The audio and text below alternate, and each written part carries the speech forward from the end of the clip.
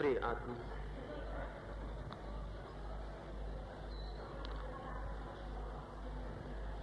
मैं कौन हूं, इस संबंध में थोड़ी सी बातें कल और परसों मैंने आपसे की हैं। परसों मैंने कहा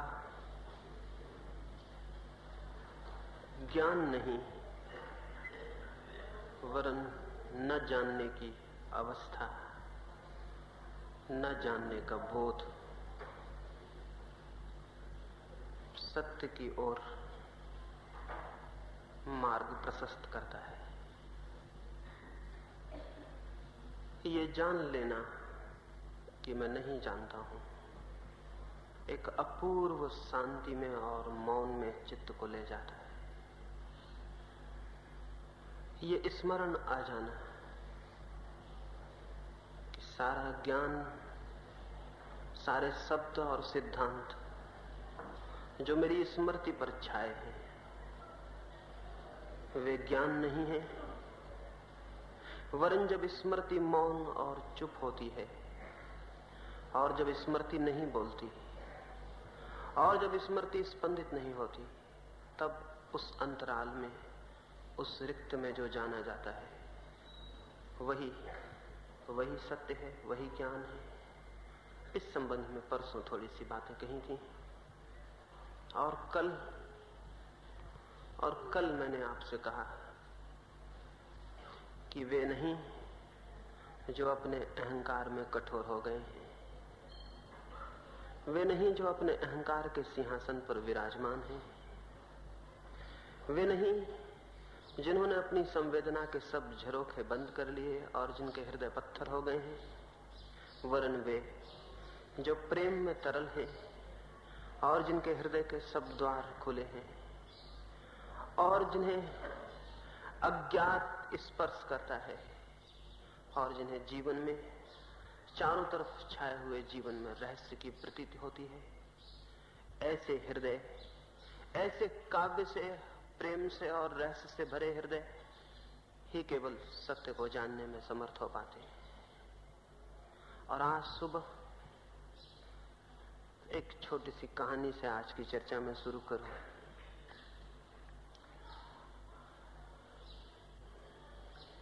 एक राजमहल के द्वार पर बड़ी भीड़ थी।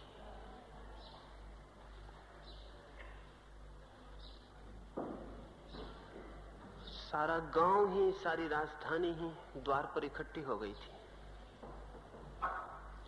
सुबह सुबह भीड़ का आगमन शुरू हुआ था और अब तो संध्या आने को थी, लेकिन जो आके खड़ा हो गया था वो खड़ा था, कोई भी हटा नहीं था। दिन भर से भूखे प्यासे लोग तपती धूप में उस द्वार के सामने खड़े थे। कोई अघटनी वहां घट गया था, कुछ ऐसी बात हो गई थी जो विश्वास योग्य नहीं मालूम होती थी। सुबह सुबह एक भिक्षु ने आके उस द्वार को खटखटाया था और अपना भिक्षा पात्र आगे बढ़ा दिया था। राजा उठा ही था, उसने अपने नौकरों को कहा होगा कि जाओ और भिक्षा पात्र भर दो, लेकिन उस भिक्षु ने कहा ठहरो, इसके पहले कि मैं भिक्षा स्वीकार करूं मेरी शर्त भी सुन लो। बेशर्त मैं कुछ भी स्वीकार नहीं करता हूं। ये तो सुना गया था कि देने वाले शर्त के साथ देते हैं, ये बिल्कुल पहली बात थी कि लेने वाला भी शर्त रखता हो, भिखारी। राजा ने कहा शर्त? कैसी शर्त? उस भिखारी ने कहा शर्त है मेरी एक, भिक्षा स्वीकार करूंगा लेकिन तभी जब ये वचन दो कि पात्र मेरा पूरा भर दोगे, अधूरा तो नहीं छोड़ोगे। पात्र पूरा भरोगे ये वचन दो तो भिक्षा स्वीकार करूं, अन्यथा किसी और द्वार चला जाऊं। राजा ने कहा जानते हो राजा का द्वार है ये, क्या तुम्हारा छोटा सा पात्र न भर सकूंगा? और उसने कहा फिर भी शर्त ले लेनी उचित है, वचन ले लेना उचित है।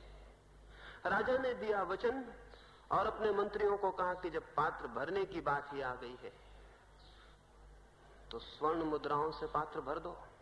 बहुत थी स्वर्ण मुद्राएं उसके पास, बहुत थे हीरे मोती, बहुत थे माणिक, बहुत था अकूत खजाना था। स्वर्ण मुद्राएं लाई गईं और पात्र में डाली गईं, और तभी से भीड़ बढ़नी शुरू हो गई, और तभी से सारा गांव टकटकी बांधे आके द्वार पर खड़ा हो गया। पात्र कुछ ऐसा था कि भरता ही नहीं था। मुद्राएं डाली जाती रहीं, पात्र खाली था, खाली रहा। और दोपहर आ गई और खजाने जो अकूत मालूम होते थे खाली पड़ने लगे। ऐसा कौन सा खजाना है जो खाली ना हो जाए? और सांझ होते होते तो सभी खजाने जीवन के खाली हो ही जाते हैं। उस सांझ भी सारे खजाने खाली हो गए उस राजा के, और तब घबराहट फैलनी शुरू हो गई। दोपहर के बाद भिखारी तो भिखारी था, सांझ होते होते राजा भी भिखारी हो गया। कौन राजा सांझ होते होते भिखारी नहीं हो जाता है? पात्र खाली था, खाली था, खाली रहा। फिर तो राजा घबराया और पैर पे गिर पड़ा और उसने कहा, मुझे क्षमा कर दे, मैंने समझा था कि शर्त इतनी महंगी पड़ जाएगी। क्या है ये जादू? कैसा है ये पात्र? छोटा सा दिखाई पड़ता और भरता नहीं, और खजाने जो मेरे बड़े दिखाई पड़ते थे खाली हो गए, व्यर्थ हो गए। छोटा सा पात्र और बड़े खजाने न भर पाए। क्या है इस पात्र में? कैसा जादू है? उस भिक्षु ने कहा, कोई भी जादू नहीं है। एक मरघट से निकलता था, आदमी की एक खोपड़ी पड़ी मिल गई, उससे ही इस पात्र को बना लिया है। आदमी की खोपड़ी से बना हुआ पात्र है। किस आदमी की खोपड़ी कब भरी है? किस आदमी का मन कब भरा है? पात्र में कोई जादू नहीं है, एक साधारण से आदमी का सिर है।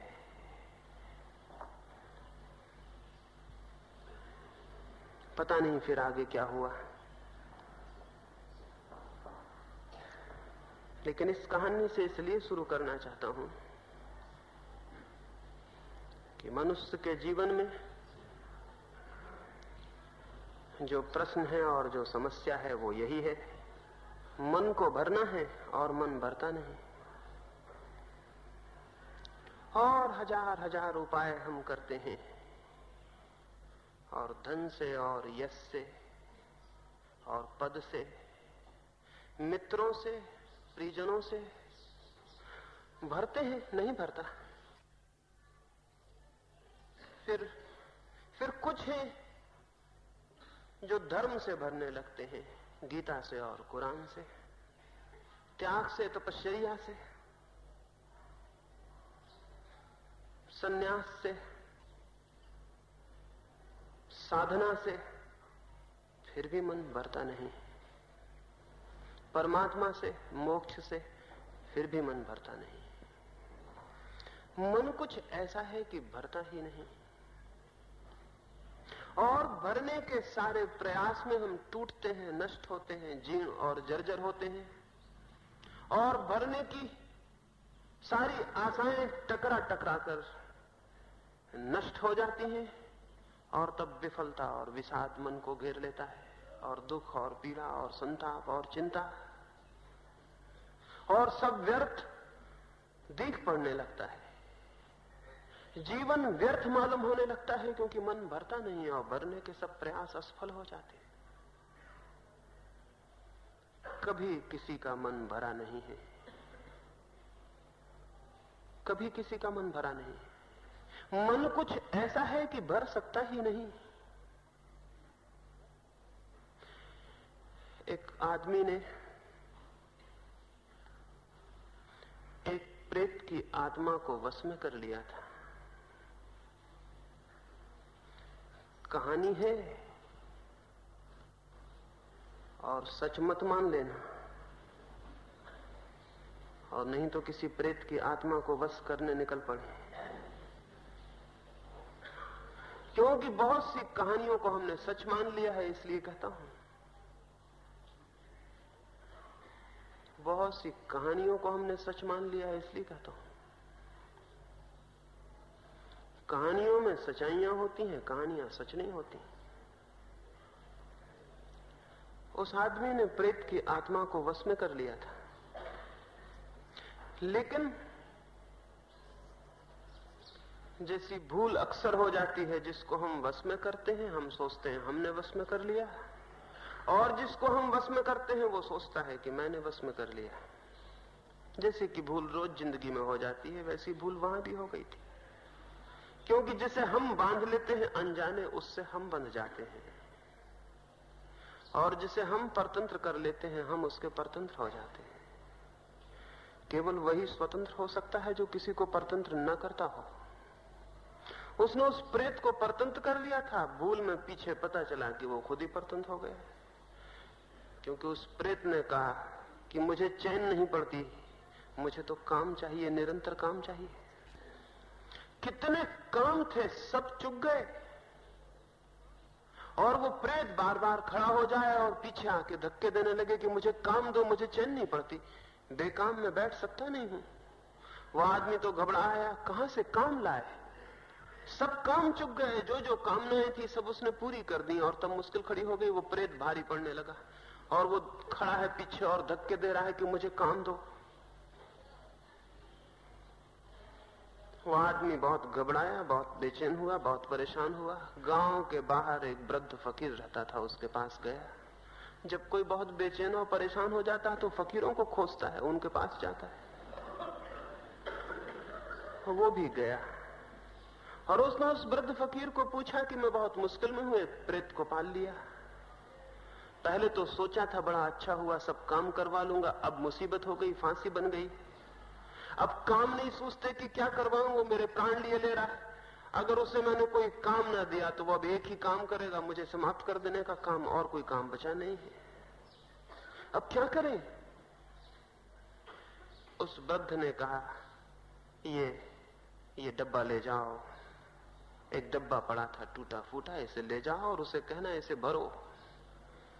वो डब्बे को ले आया। रास्ते में बहुत सोचा कि बड़ा पागल मालूम होता है ये बूढ़ा, क्योंकि डब्बे में नीचे कोई बॉटम ना थी, कोई तलहटी ना थी, बॉटमलेस, बिना तलहटी का था। उसमें कोई पेंदी ना थी, पोला था ऊपर से भी नीचे से भी। लेकिन जब उसने कहा था तो सोचा कि देखूं, जाके डब्बा लटका दिया। उस प्रेत को कहा कि कुएं से पानी खींचो और इसमें भरो। प्रेत पानी खींचने लगा और भरने लगा, और तब से अब तक वो प्रेत पानी भर रहा है। वो आदमी तो कभी का मर भी गया, वो पानी भर नहीं पाता है। और वो प्रेत सोचता नहीं कि देखे कि इसमें तलहटी भी है या नहीं।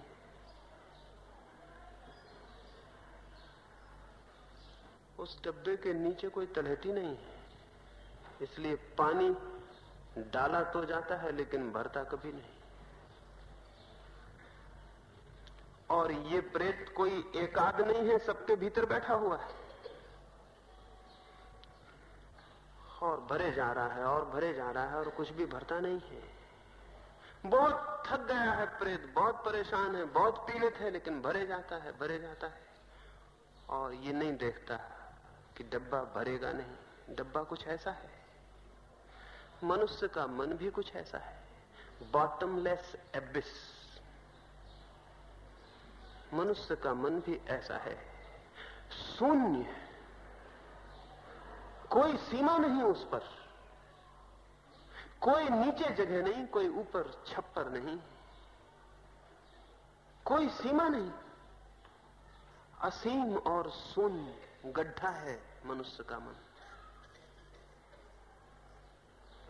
उसे भरने की कोशिश जीवन की असफलता है, लेकिन हम सब भर रहे हैं, सब भर रहे हैं, सब भरने के प्रयास में लगे हैं और लगे हैं। क्या ये नहीं हो सकता कि ये भरना छोड़ दें? क्या ये नहीं हो सकता कि मन जैसा है खाली और रिक्त वैसा ही स्वीकार कर लिया जाए? क्या ये नहीं हो सकता कि मन का ये जो शून्य है ये ऐसे ही अंगीकार कर लिया जाए, न भरा जाए? क्योंकि एक बात तय है कि ये मन तो भरता नहीं, भरेगा नहीं। इसे भरने में हम जरूर मिटेंगे, मिट जाएंगे, समाप्त हो जाएंगे। हमसे पहले भी यही हुआ है, हम पर भी यही हो रहा है, हमसे बाद भी यही होता रहेगा। ये असंभव है कि मन भर जाए। सीधा सीधा तथ्य है, ये असंभव है कि मन भर जाए, क्योंकि मन है रिक्त। शायद रिक्त कहना भी ठीक नहीं, क्योंकि जो रिक्त होता है उसके आसपास एक दीवार भी होती है जिसके भीतर रिक्तता होती है। मन है रिक्तता, एम्प्टी नहीं, एम्प्टीनेस। मन रिक्त नहीं है, रिक्तता ही मन है। कोई सीमा ही नहीं है उस पर, कहीं कोई दीवार ही नहीं है उस पर। इसलिए डालो डालो और सब खो जाएगा, सब खो जाएगा, सब खो जाएगा। वहां कहीं कुछ रुकेगा नहीं, ठहरेगा नहीं, बनेगा नहीं, निर्मित नहीं होगा। बच्चा जितना खाली मन लेके आता है उतना ही खाली मन लेके बूढ़ा विदा होता है। जन्म के क्षण में जितना खाली है मन, मृत्यु के क्षण में भी उतना ही खाली है, उतना ही। उसमें जरा भी भेद नहीं पड़ता, जरा भी भेद नहीं पड़ता। एक भेद पड़ जाता है, बच्चे को इसका पता नहीं होता, बूढ़े को इसका पता होता है। और पता, बोध दुख देने लगता है। ये रिक्तता है भीतर, और रिक्तता को भरने का प्रयास है हमारा। फिर चाहे हम किसी बात से भरते हो, किसी बात से, कौड़ी से, पत्थर से भरते हो, राम नाम से भरते हो, मोक्ष से भरते हो, और किसी बात से भरते हो, इससे कोई फर्क नहीं पड़ता। भरना, भरने की कोशिश एब्सर्ड है। भरने की कोशिश एकदम एकदम अर्थहीन है। और जब नहीं भर पाता तो हम कहते हैं कि बड़ा दुख है। दुख उसी क्षण शुरू हो जाता है जहां से हम भरना शुरू करते हैं। क्या ये नहीं हो सकता? नहीं हो सकता ये कि रहने दें, मन जैसा है, राजी हो जाएं उसके खालीपन से, उसके शून्य से। भरने की कोशिश हमें भविष्य में ले जाती है। कल, आज खाली है, कल भर लेंगे, परसों भर लेंगे। इस जन्म में खाली है, अगले जन्म में भर लेंगे। भरने की कोशिश से फ्यूचर पैदा होता है, भविष्य पैदा होता है। भविष्य कहीं है नहीं, है तो केवल वर्तमान। भविष्य तो कहीं है नहीं, लेकिन भविष्य पैदा होता है भरने की कोशिश से। क्योंकि अगर भविष्य न हो तो भरेंगे कैसे? भरने के लिए समय चाहिए, भरने के लिए समय चाहिए, श्रम चाहिए, भविष्य चाहिए। तो भरने की आकांक्षा से भविष्य पैदा होता है, टाइम पैदा होता है, समय पैदा होता है। कल कल कल कुछ हो जाऊंगा, कल भर लूंगा, आज खाली हूं, कल भर जाऊंगा। और कल की आशा में आज वह होता है, व्यतीत होता है जो है, उस कल की आशा में जो नहीं है। कल की आशा में आज वह होता है, व्यतीत होता है जो है, उसकी आशा में, उस कल की आशा में जो नहीं है। फिर कल आज आ जाएगा, और उस आज को भी हम कल की आशा में व्यय करेंगे और व्यतीत करेंगे। और फिर आज आ जाएगा, और उसको भी व्यय करेंगे और व्यतीत करेंगे। और ऐसे पूरी जिंदगी व्यतीत हो जाती है, उसे जाने बिना जो था, जो है। जब तक कोई मन की रिक्तता को स्वीकार न कर ले, तब तक वो उसे नहीं जान सकता जो है। जब तक कोई मन की शून्यता को अंगीकार न कर ले, तब तक उसे नहीं जान सकता जो मैं हूं। मैं हूं क्या, कौन? उसके लिए तीसरी सीढ़ी में आज आपसे कहना चाहता हूं, रिक्तता की स्वीकृति, शून्यता का स्वीकार, अंगीकार, ना कुछ होने का अंगीकार, एक्सेप्टेबिलिटी। ये जो स्वीकृति है, यही आस्तिकता है। जो आदमी कुछ होने में लगा है वो नास्तिक है। वो चाहे भगवान होने में लगा हो, वो चाहे मोक्ष जाने में लगा हो, जो आदमी कुछ होने में लगा है वो नास्तिक है। जो आदमी जो है उसको जिसने स्वीकार कर लिया है वो आस्तिक है। स्वीकृति, अंगीकार उसका जो है। क्या है हम? रिक्त। क्या है? कभी टटोला, कभी थोड़ा खटखटाया, क्या है? रिक्त, एकदम एम्प्टीनेस, सब खाली और खाली। उस खालीपन पर कुछ कुछ चिपका लेते हैं। कोई डिग्रियां ले आता है, कोई पीएचडी हो जाता है, कोई धन कमा लेता है, कोई डॉक्टर है, कोई इंजीनियर है, कोई मिनिस्टर है। 25 तरह के पागलपन है, कोई कुछ न कुछ है। तख्तियां दरवाजों पर ही नहीं लगा ली हैं, अपने भीतर की रिक्तता पर तख्तियां लगा ली हैं। उन्हीं तख्तियों को पढ़ लेते हैं और प्रसन्न हो जाते हैं। कुछ हूं, कुछ होने का मजा ले लेते हैं, समबडी होने का मजा ले लेते हैं। कुछ हूं, छोटी कुर्सी से बड़ी कुर्सी पर और बड़ी कुर्सी पे बैठ जाते हैं, सोचते हैं कुछ हूं। सिंहासन बड़ा करते जाते हैं और जानने लगते हैं कि कुछ हो रहा हूं। लेकिन कभी झांक कर देखा, भीतर कोई हंस रहा है। इन सारी पदवियों पर, इन सारी उपाधियों पर भीतर कोई हंस रहा है।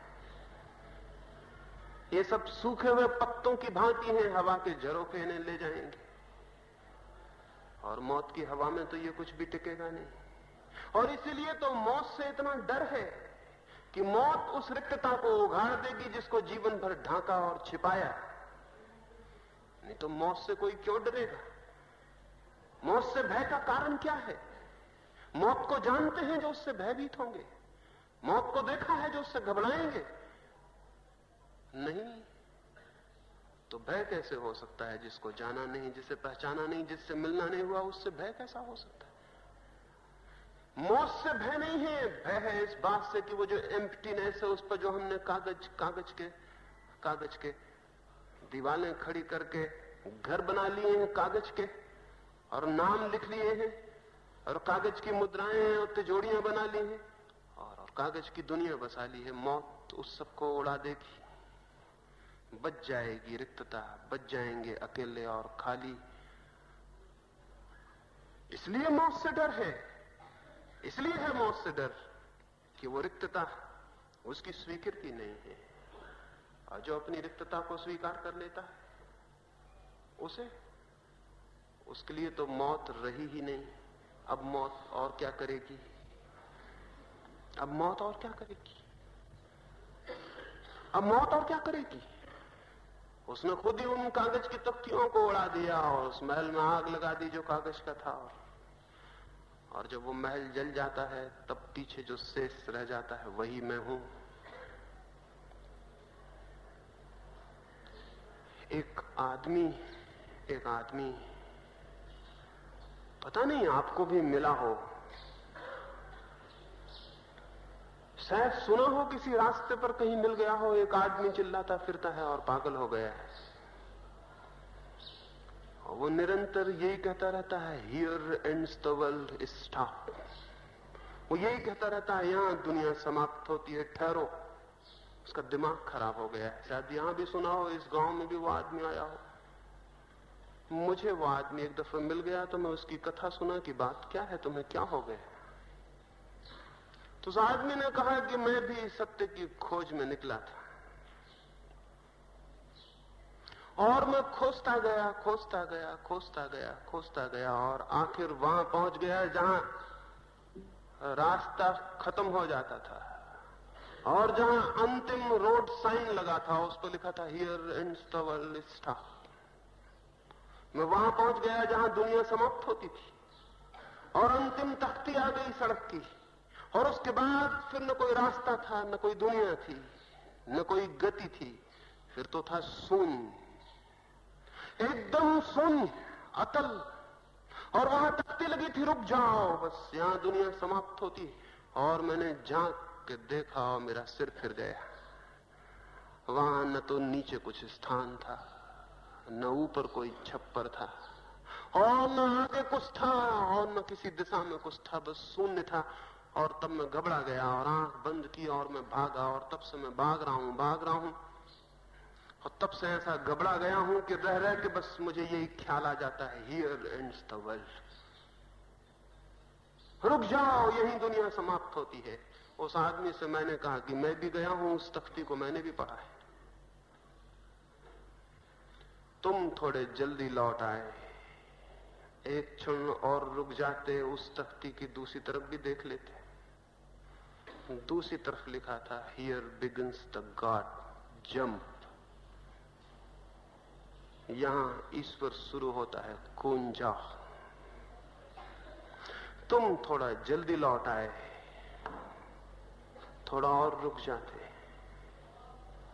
शायद मिला हो वो आदमी, या न मिला हो तो छोड़ें उसे, खुद ही चले जाएं उस जगह जहां ये तख्ती लगी है कि यहां सब समाप्त होता है, ठहर जाओ। हर एक के भीतर वो टर्मिनस है, वो जगह है जहां सब रास्ते समाप्त हो जाते हैं। जाएं वहां, और जब ऐसा लगने लगे कि सब खोया और अब तो ये अतल शून्य सामने आ रहा है और सब गया और सारी पकड़ गई और मुट्ठी खाली हुई जाती, तब घबराना मत, क्योंकि वहां जहां सब समाप्त होता है वहीं सब शुरू होता है। और तब डरना मत और कूद जाना उस शून्य में, उस अतल में, और उसी शून्य में वो पाया जाता है जो है। उसी शून्य में वो पाया जाता है जो है। लेकिन हम सब तो कुछ न कुछ पकड़ लेते हैं। कोई राम के चरण पकड़े है, कोई कृष्ण के चरण पकड़े है, कोई क्राइस्ट के, कोई कुछ और पकड़े है, कोई कुछ और पकड़े है, कोई कुछ और। हम तो कुछ पकड़े हैं, और जो आदमी मन के तल पर कुछ भी पकड़े है वो अपनी रिक्तता को भरने की कोशिश कर रहा है। वो कूदने के लिए तैयार नहीं है शून्य में। जो शून्य में कूदने को तैयार नहीं है वो स्वयं को नहीं पा सकेगा। जो कुछ होने की कोशिश में है वो उसे नहीं पा सकेगा जो वो है। जो कहीं पहुंचने की कोशिश में है वो वहां नहीं पहुंच सकेगा जहां वो खड़ा है। जो भरने की कोशिश में है वो खाली रह जाएगा, और जो राजी है खाली होने को, वो पाएगा कि वही खालीपन सबसे बड़ी बराबत है। वो पाएगा कि वही शून्य पूर्ण है। वो पाएगा कि वही रिक्तता परमात्मा है। वो पाएगा कि वही स्वयं है, वही आत्मा है, वही है मोक्ष, वही है निर्वाण। शून्य, मैं कौन हूं, शून्य में पाया जाएगा। राजी हैं शून्य होने को? कोई कठिनाई नहीं है, क्योंकि शून्य है।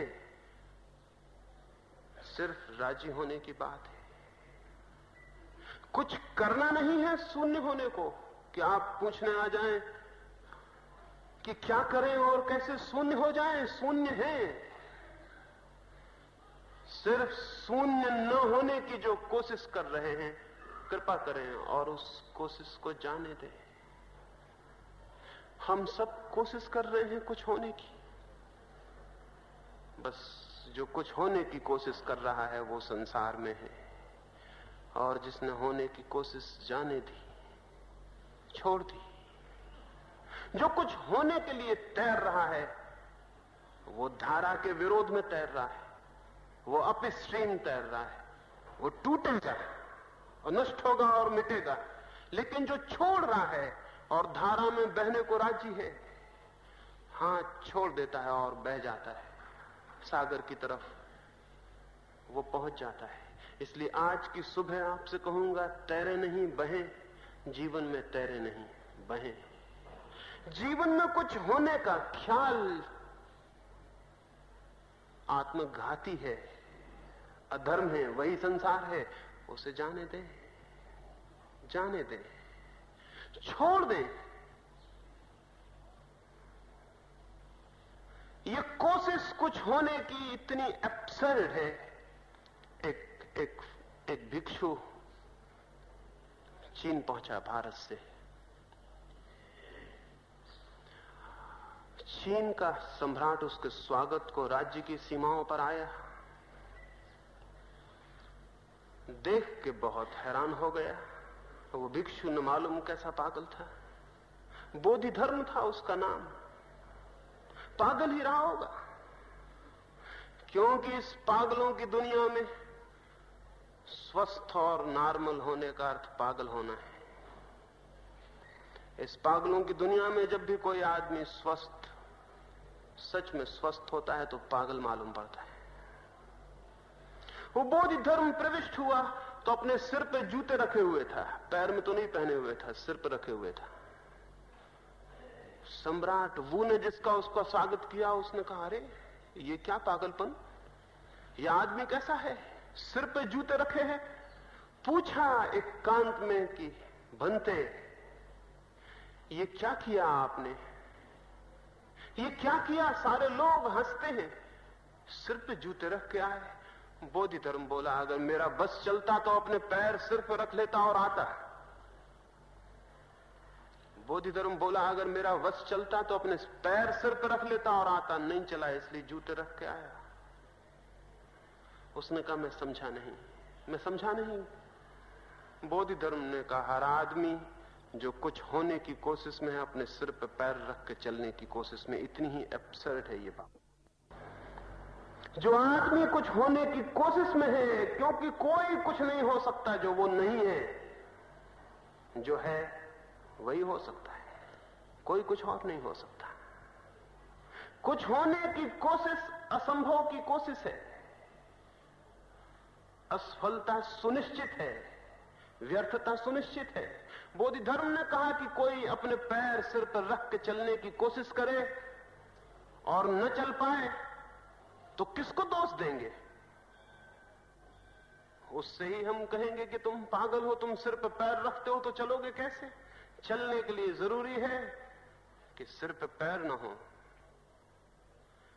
जब हम कुछ होने की कोशिश में होते हैं, वो जो बिकनिंग है हमारे मन की कि कुछ हो जाऊं, कुछ हो जाऊं, कुछ हो जाऊं, तब हम सिर पर पैर रख रहे हैं। एक रात एक महल की छत पर, छप्पर पर किसी के पदचाप सुनाई पड़े। राजा सोने को गया था, ऊपर देखा छप्पर पे कोई है, पता नहीं चोर है या कौन है। उसने चिल्ला के पूछा कि ये कौन है और किसने ये हिम्मत की है रात को छप्पर पे चढ़ने की। उस आदमी ने कहा कि दुखी ना हो, क्षमा करें, मेरा ऊंट खो गया है, उसे खोजता हूं। उस राजा ने कहा, कौन पागल है ये, छप्परों पर कभी ऊंट खोए हैं? सारी दुनिया छोड़ के छप्पर पे खोजने आया, छप्पर पे कैसे ऊंट खो जाएगा? उसने कहा, मेरे मित्र बड़े समझदार मालूम पड़ते हो, समझ में तुम्हें आता है कि छप्परों पर ऊंट नहीं खोते, असंभव है ये, लेकिन ये समझ में नहीं आता कि अहंकार के सिंहासन पर बैठ के कभी कोई शांत हुआ है और आनंदित हुआ है। भागा राजा, उठ के बाहर आया, जैसे किसी ने नींद से हिला दिया, सोया ही था। बहुत खोजा, वो आदमी मिला नहीं। दूसरे दिन बहुत उदास था। इब्राहिम नाम था उस राजा का, बहुत उदास था। बैठा था सिंहासन पर जाके दरबार में, और तभी एक अतिथि भीतर घुस आया। द्वारपालों ने रोका उसने, लेकिन उसने द्वारपालों से कहा, हट जाओ, धर्मशाला में सभी को ठहरने का हक है। द्वारपाल बोले, पागल हुए हो, राजा का महल है, सराय नहीं, धर्मशाला नहीं। उसने कहा, हटो, राजा से ही बात कर लेंगे। दिखता है कोई आदमी सराय में ज्यादा दिन ठहर गया तो इस भ्रम में आ गया है कि मालिक हूं। वो भीतर पहुंच गया है, वैसे दबंग को द्वारपाल न रोक पाए। दरबार भरा था और राजा से उसने कहा कि क्या इस सराय में मैं कुछ दिन ठहर सकता हूं? वो राजा बोला, बहुत पागल मालूम होते हो, रात ही एक पागल से मिलना हुआ, ये दूसरे आ गए। सराय नहीं है, ये मेरा निवास स्थान है, शब्द वापस लो, नहीं जवान कटवा देंगे।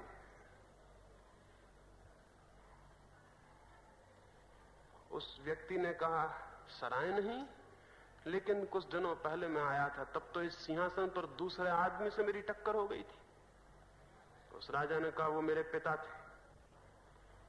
उस फकीर ने पूछा कि अब वो कहां है?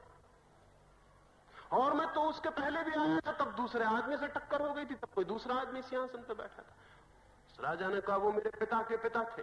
और उसने कहा, उसके पहले भी मैं आया था, मैं बहुत दफे आ चुका हूं, लेकिन हर बार दूसरा आदमी पाया तो मैंने सोचा कि जरूर ये सराय हैं, यहां लोग ठहरते हैं और चले जाते हैं। तो क्या मैं इस सराय में ठहर सकता हूं?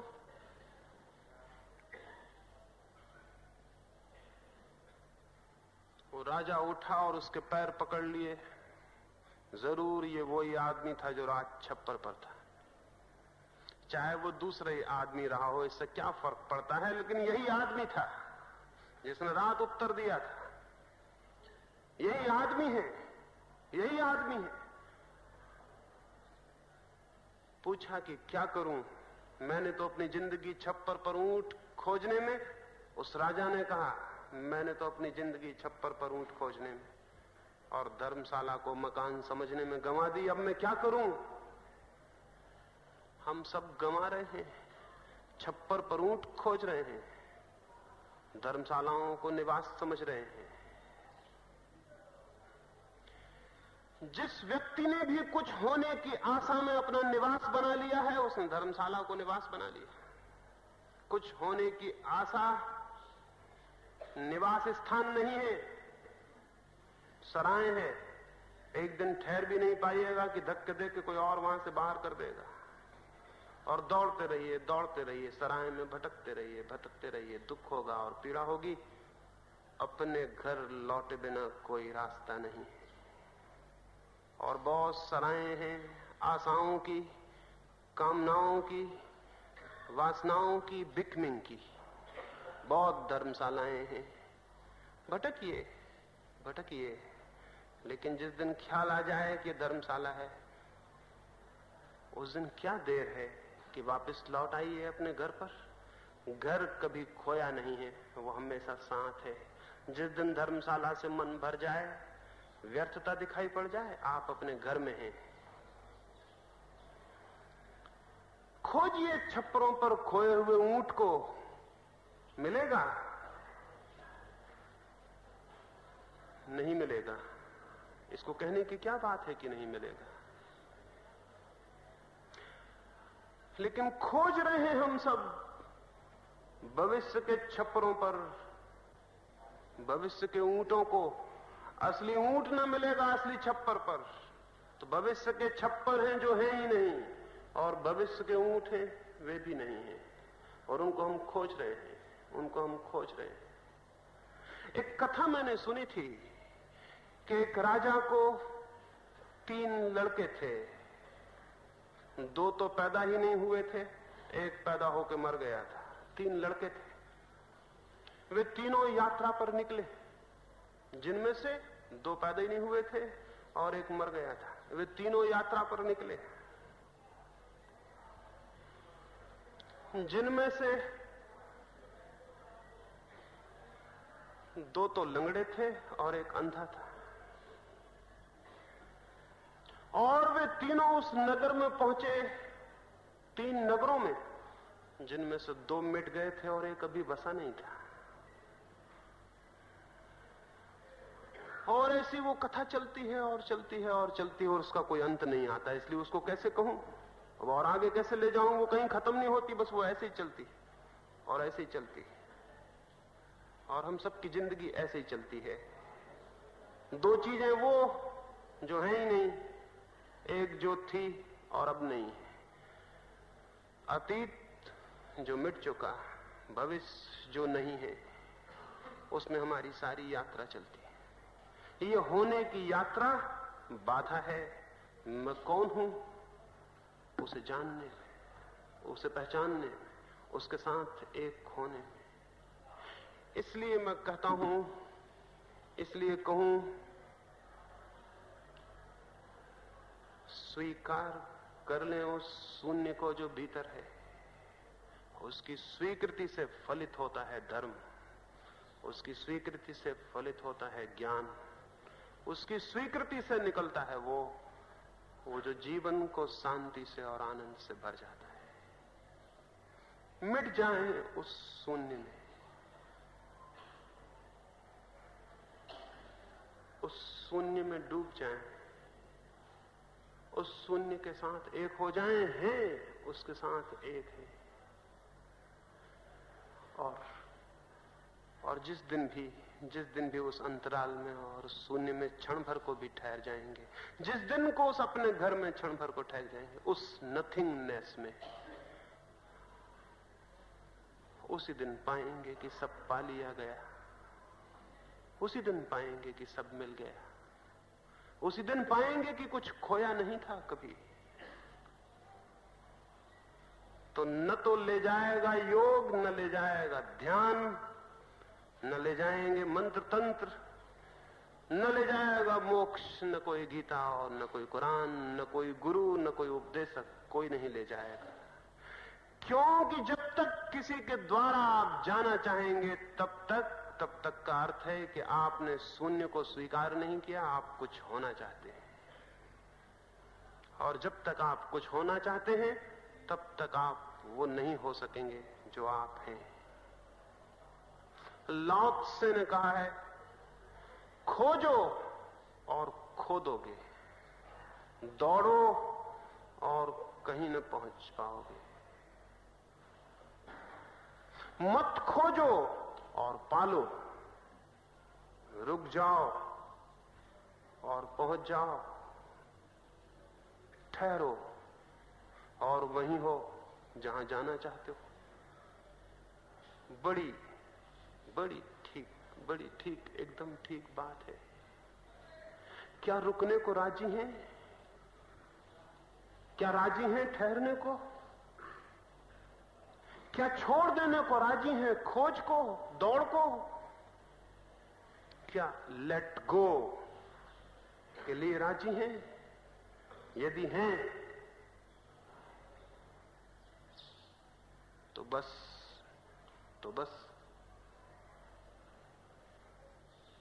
वहीं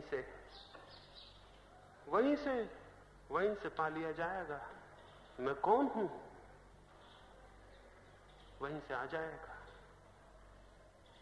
वहीं से कोई भर देगा सब शून्य, कोई उतर आएगा। वर्षा होती है पहाड़ों पर भी, झीलों पर भी, झीलें भर जाती हैं, पहाड़ खाली रह जाते हैं। क्यों? पहाड़ भरे हैं इसलिए खाली रह जाते हैं, झीलें खाली हैं इसलिए भर जाती हैं।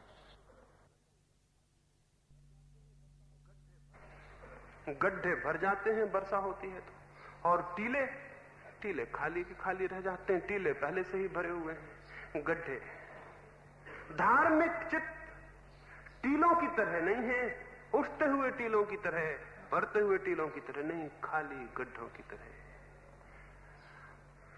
खाली गड्ढों की तरह हो जाएं और हैं वो जो बॉटमलेस एबिस है, वो जो गढ़ा है शून्य और रिक्त और असीम, उसको भरने में ना लगे, उसको भरने में लगे कि गए, छोड़ दें भरने का ख्याल और हो जाए वही शून्य।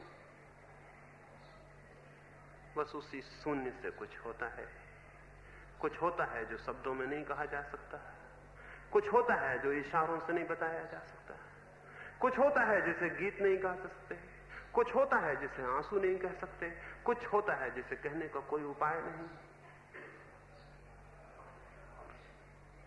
परमात्मा करे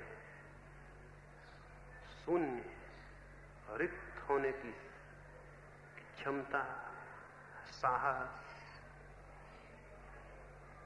स्मृति आ जाए। और ज्यादा नहीं कहूंगा, और ज्यादा कुछ कहने को है भी नहीं।